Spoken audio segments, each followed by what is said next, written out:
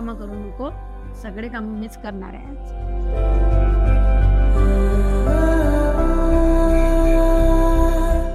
आई थांबा ना, मी बनवते जेवण. राहू दे मी बनवते. अगं राहू दे गं. आज सगळं जेवण मी तुझ्या आवडीचं बनवलं. तू काही काळजी करू नको.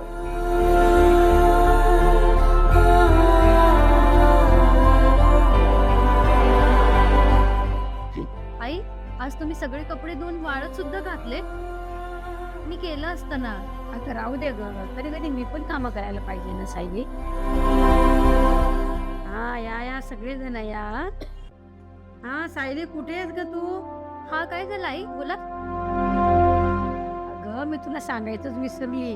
उद्या सगळेजण जेवायला येणार आहेत. माझा भाऊ, वहिनी, मामा, मामी, त्यांची मुलं सुद्धा. त्यांचा चहा